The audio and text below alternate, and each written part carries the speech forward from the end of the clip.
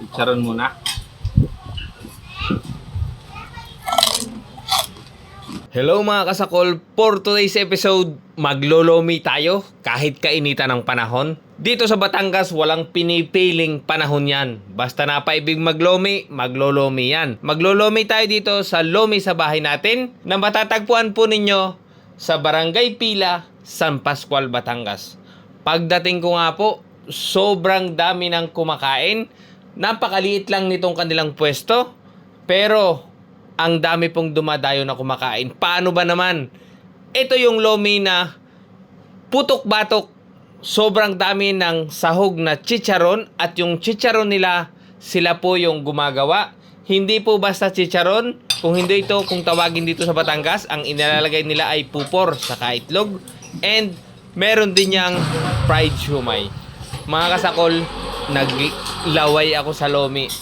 Grabe, nung pinapanood ko ang mga taong ito na kumakain ng loming ito, tumutulo yung laway ko. Ang sarap ng lomi nila dito, legit. Lalo na kapag nilagyan mo siya ng kalamansi at saka toyo, may kaunting bawang at sibuyas. Nakaw! Panalong panalo to mga kasakol. Kaya ano pang ginagawa ninyo, dayuhin po ninyo ito at sigurado ako hindi ako mapapahiya sa inyo. Puntahan po natin, yayain natin ang ating mga barkada dahil katulad itong kinain ko, pang-apat na tao daw ito. Kaya ano pang hinihintay natin? Tara, sakulan na. Eto na, titikman na natin yung isang kawaling lomi dito sa lomi sa bahay natin. Ang dami, tingnan nyo naman, oh, chicharon, grabe. Ito yung lomi na putok-batok. Chicharon muna.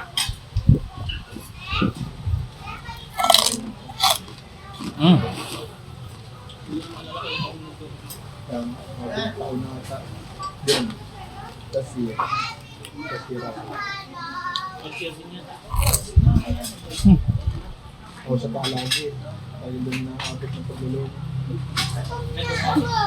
Sarap yung suka. Ganda ng luto ng pupor.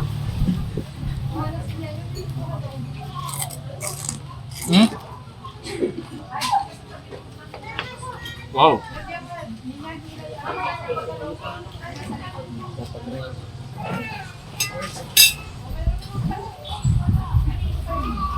Okay, malapot yung lomi nila.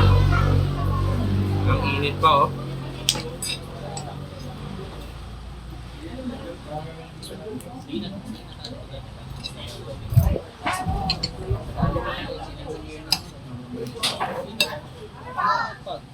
Malit na to. Lagyan natin ng toyo mansi na may sibuyas. Sam. So.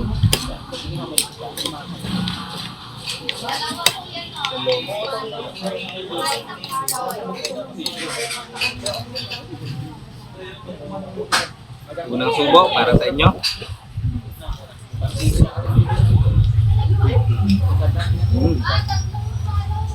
Wow.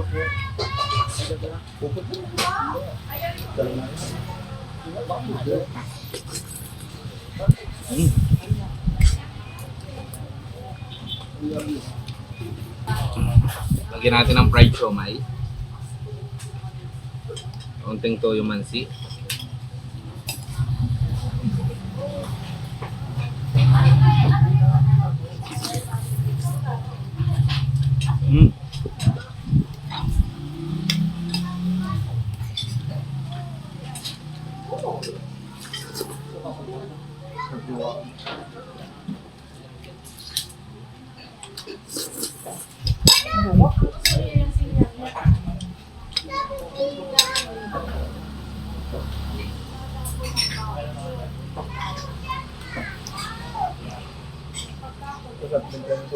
Yun, oh.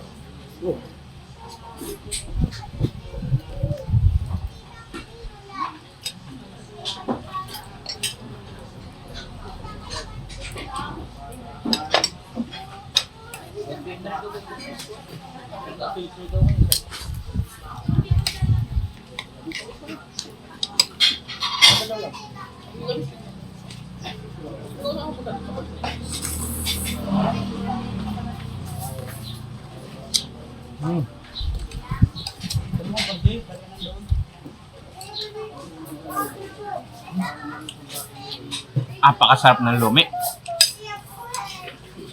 Yung pansit nila, hindi overcook.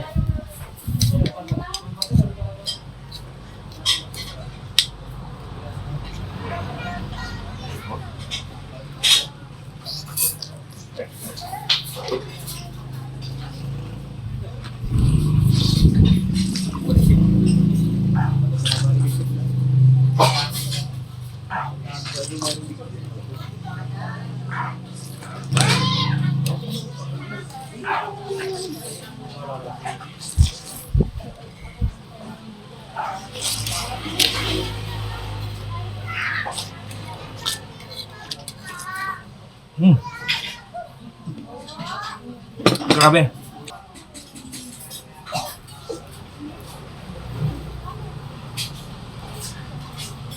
Nangangalahati na tayo.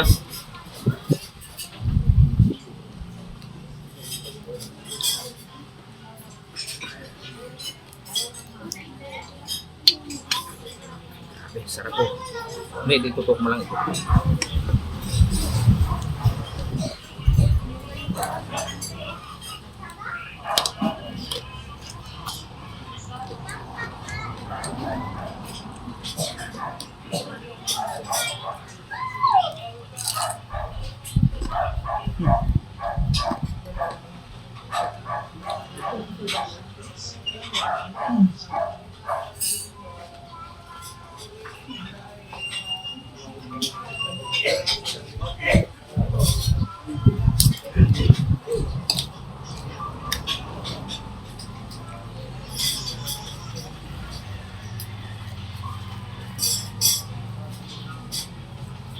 With egg naman.